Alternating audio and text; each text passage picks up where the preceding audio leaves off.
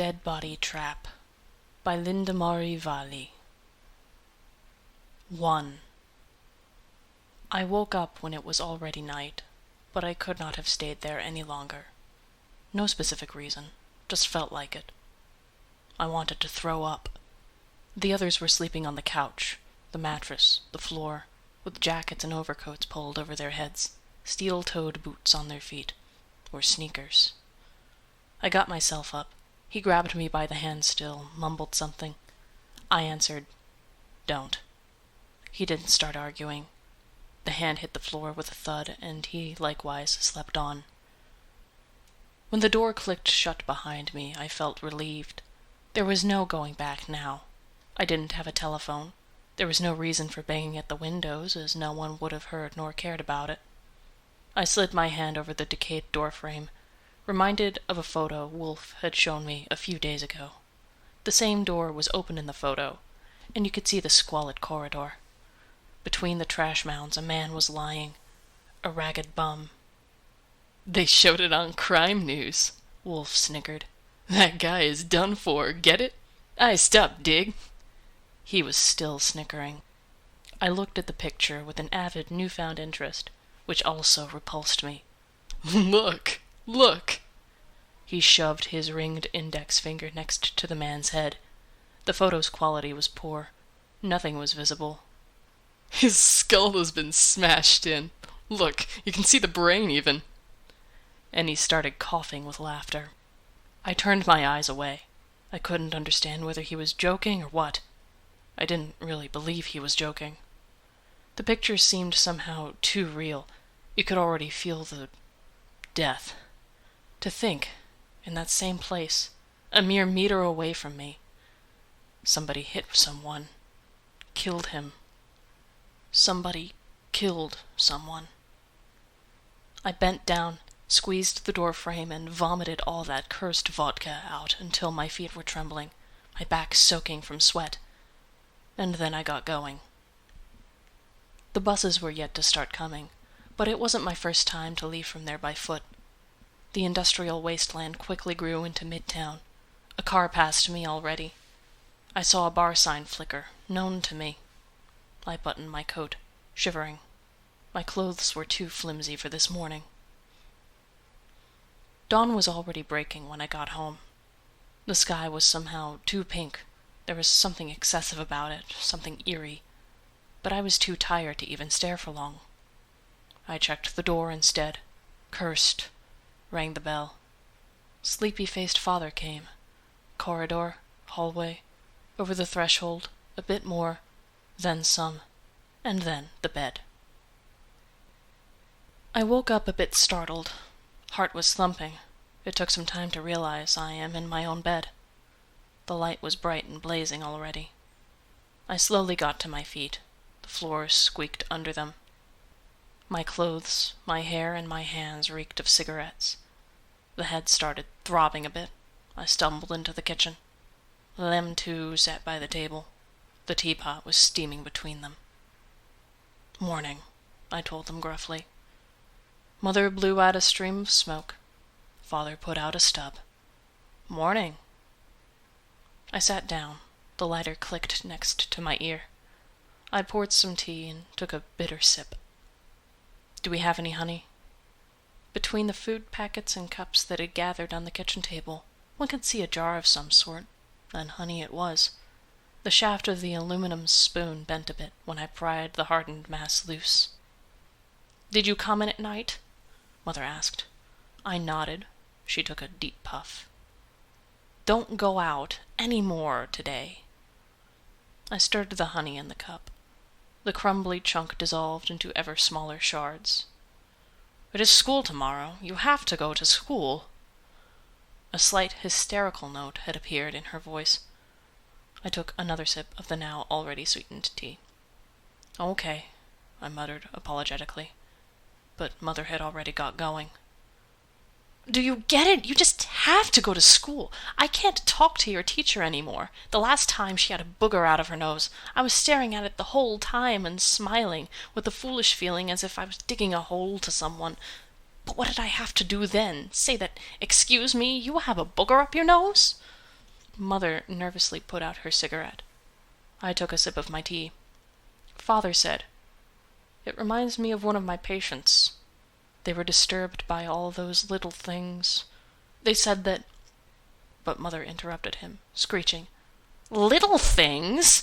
You should have seen that booger! It was—" And she threw her arms open. I dug some honey from the jar with the spoon and nibbled on it, more and more, until I felt nauseous. Father was elaborating on his patient. The lighter clicked next to my ear until the kitchen was blue with smoke.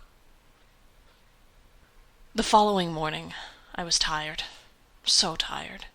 There were too many people on the bus. One couldn't sit down, otherwise I would have laid my head on the seat back and let my eyes rest. Mother's wailing had driven me out of home, and off to school I went. I fished my logbook out of the bag. There was a void yawning in it for several months already. I stared at it thoughtlessly, then stuffed it back into the bag.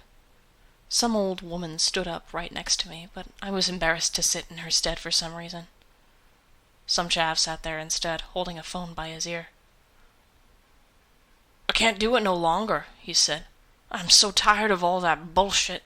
She eats my soul up, understand? She's gnawing and gnawing at me. I'm walking as if on the knife's edge, get it? On the edge of a knife."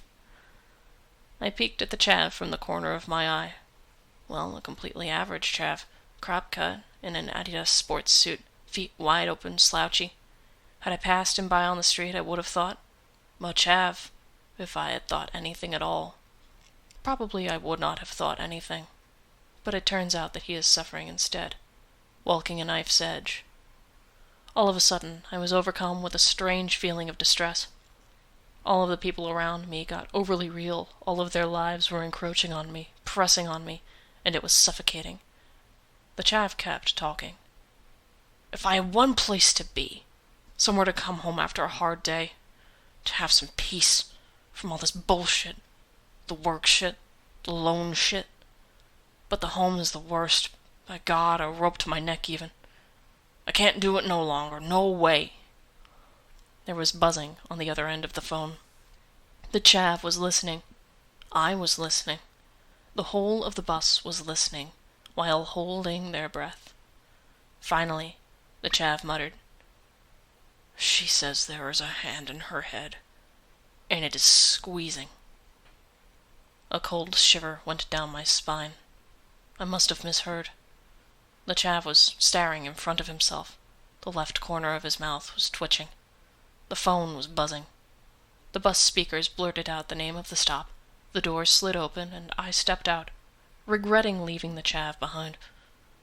I would have liked to go with him, to leave the bus when he does, to follow him as if by accident, walk his road, next to the roaring highway, within the motor fumes and gasoline puddles. I was so deep in thought that I was almost startled to reach the schoolhouse. I took a last puff and threw the stub into the gutter. I hadn't gotten here so early for long, all ready for the first class, still in near darkness. In the corridor, the psych ran past me. "Agnes!" I froze. The psych glanced at me judgmentally. "Already 2 months since you last visited," she said. "We had an agreement." "Yes," I stuttered ambiguously. The psych stared at me. "What's your next class?" she asked. "Physical?" I made a random guess. The psych thought a bit. "Then you are coming with me," she finally said. It was hot in the office. I felt my back got itchy from sweat. The psych was staring at the screen. There were colorful pictures on the walls, as if made by the hands of a child. But something was off. There was no falsehood in a child's drawing. The psych raised her eyes. She looked tired. One could see a cooled-down coffee in a cup left on the table. "You only went to 3 classes last week," she said. I rubbed my sneaker on the floor. Dried mud chunks crumbled into a pile. "Well, yeah." "Do you even want to graduate to this school? If this continues, I can't help you at all anymore. We had an agreement, didn't we? We had an—" The mud crumbs kept on falling. There was nothing I could say. Suddenly I didn't understand at all why I was sitting there. It all seemed so ugly and pointless. The sight kept on going, then went silent all of a sudden, as if it was now my turn to say something. But what did I have to say? I said nothing and stared at the toes of my sneakers. Dried mud splashes resembled blood drops. Afterwards I strolled along the corridor. It felt like being in a bunker before the bombs started dropping. Oi, oi, Chernobyl freak! The hyenas were cackling. From the corner of my eye I saw that they were hanging next to the physics class. I stepped a bit aside from the others, in the shade of a potted plant, and went through my bag to see whether I had put my physics notebook into it. Or any notebook. The classmates were cackling. I went to the window and stared at the cars standing in the parking lot, the empty stadium, a few shriveled trees. Mud was washing by the street. I was tired. So tired that I could have laid down right there on the floor, shoulder bag for pillow, jacket to my face so no one would see me, no one would know me. So I could sleep, and sleep, alone and undisturbed. I yawned. For a moment, I was reminded of the chav I saw on the bus. 2. We tried to set alight some garbage, furniture pieces and other trash stuffed into a tin barrel. It slowly caught fire. Fruit wine tasted like syrup after the vodka. But why? He asked. Why what? Why do you come here? The boy's face looked completely sincere, without any ulterior motives. Yet I went into a cramp, like when the class started humiliating me. Why can't I come here? Of course you can, he said. I just wanted to know why. Why do you come here? He took a sip from the bottle. Most likely the same reason as you, he answered. Nowhere else to go. I felt blood rising to my face. You think I've nowhere else to go? Do you then? Yes, I do, I spat angrily. Willem took another sip. Great. He passed me the bottle. But why come here then? Why can't I come here? Of course you can, he said. I'll forget it. We went silent. The fire was burning my face, and I turned away from the flames. The sky was clouded. It seemed like a wall was hanging overhead. Did I offend you? Asked Willem. I shrugged. I no longer looked at him. I just feel like something is off here. In that yard, corridor, house. Something is wrong here. The boy stared into the fire, his brow furrowed. I didn't like his words. I wanted him to say something else, that everything was fine, that there was no need to worry. I don't get what you're talking about. Willem was still looking at the flames. I took a large sip of fruit wine and felt it dripping down the corners of my mouth. I passed the bottle on to him. I'll be going home, I think, I said. Willem lifted his eyes. I'll walk you. The boy's face was red from the fire and fruit wine. Okay. Some lonely cars whined when passing by, as if they were dying a wheezing death on the highway. The lamps were alight, but none but us in the houses cast their shadow on the asphalt. Where do you know Wolf from, anyhow? Asked Willem. I was already fed up with the interrogation. Suddenly, a picture jumped in front of the mind's eye. The room had black walls and a carpet. Candles were burning. Wolf was staring at me. I was suddenly struck by fear. I just know him, that's all, I threw back annoyedly. A car drove by, lanterns flashing. Willem was silent. I pulled my jacket on tighter by the hems, and got only angrier. What's with all the pushing? I suddenly rounded on Willem. What's your problem? The boy was staring at me strangely. Nothing, he finally grunted. I sped up my step. Anger was boiling up in me. One of the street lights went dead with a sharp chirr. A window lit up in a nearby house. I didn't look back. The door was ajar. I sneaked over the stream of light that shone from the gap and heard voices. I was, for some reason, drawn to that low female voice. I'm scared. All the time. As if something was wrong. like something threatening was lurking right there, behind the wall, in the air. I stood next to the door, holding my breath. Something entirely vague, incomprehensible, but awful. I can't get rid of that feeling. I don't understand what's wrong with me. I was cowering behind the grinning door like some animal, anxious, panting. I imagined that woman lying on the large couch of the office, eyes half closed, water glass beside her, untouched. "Do you want me to tell you what you are doing?" I heard my father's voice. I froze into place, my ear almost pressed against the door slit. My heart was thumping. Then I heard a thud from behind me and made it to the kitchen in 2 large jumps. There was no one there. I could hear Mother's footsteps in the corridor. I took a cigarette from the pack lying on the table and escaped outside.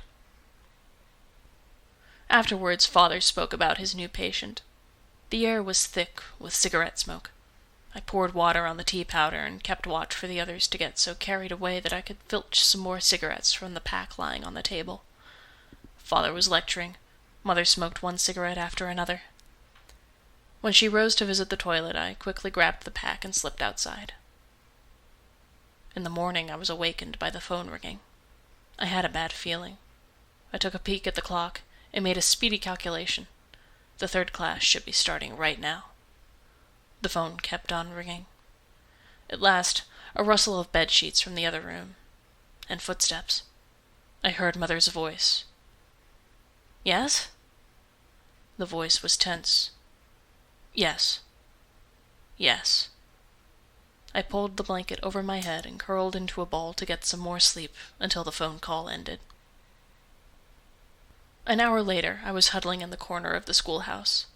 I pulled the last puff, threw the stub away, and loped towards the stairs. The wind was pulling my collar. The schoolhouse was sprawling in front of me like a maggot. The cloakroom woman stared at me. I didn't have shoes for the inside, so I fumbled around carefully with my sneakers, keeping in the shade of the jackets to fool that stupid crone. I sped up when passing by the psych's office.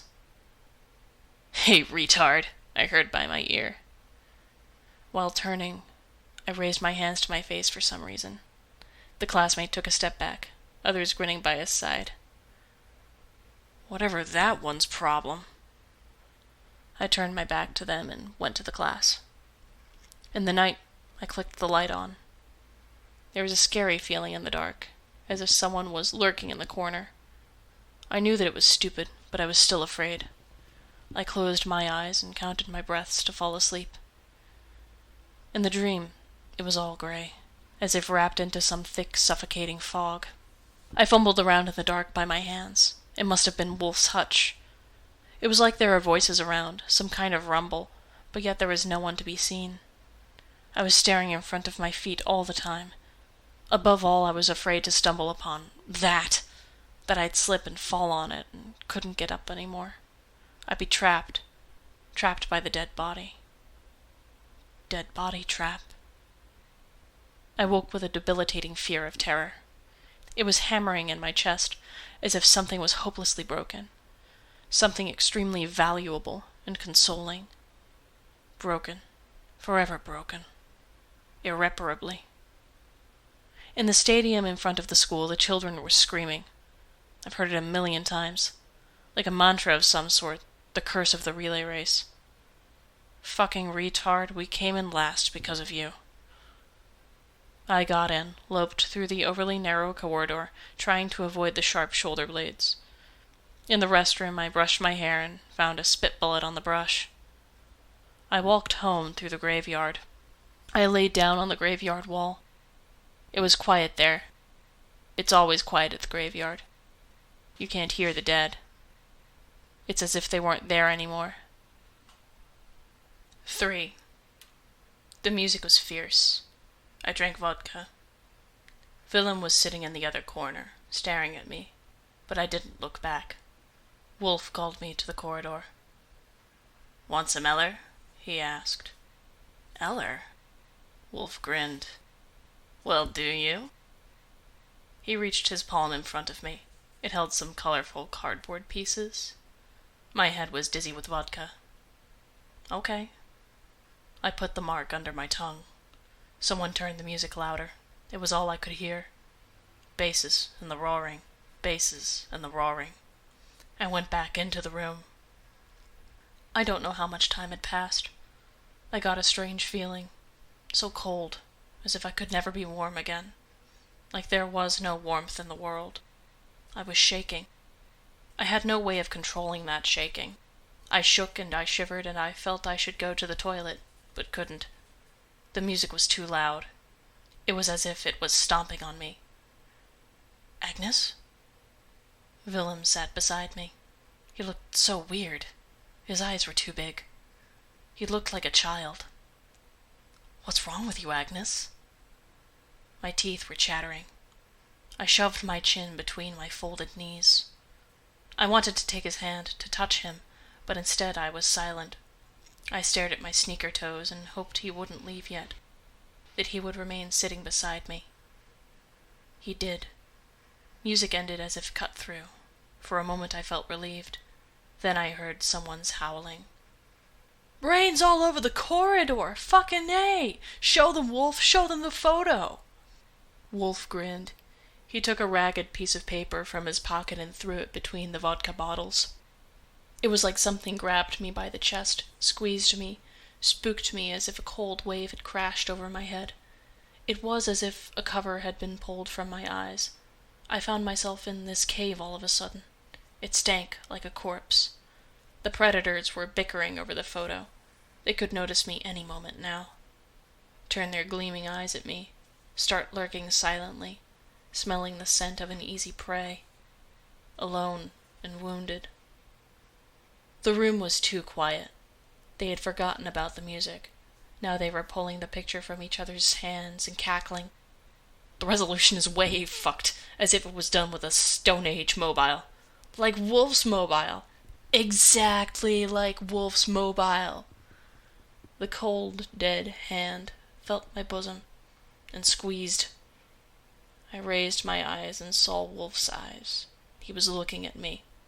His eyes were gleaming. They were flowing around me like a cage. I was gasping for air. The hand kept on squeezing, forbade to breathe. Only when I reached the highway I slowed down my pace. I heard someone's steps. I looked over my shoulder in fright, but it was only Willem. He still looked like a child. We looked at each other. The corpse hand still held me by the chest. It felt like it would never release me. The sun rose. It rose like an axe, like a hammer over my head, ruthless and beautiful, without any consoling promises. I couldn't bear it. There was a lump in my throat, but I couldn't cry. It was pressing as if it wanted to tear me apart, as if I was to fall into shards right where I stood.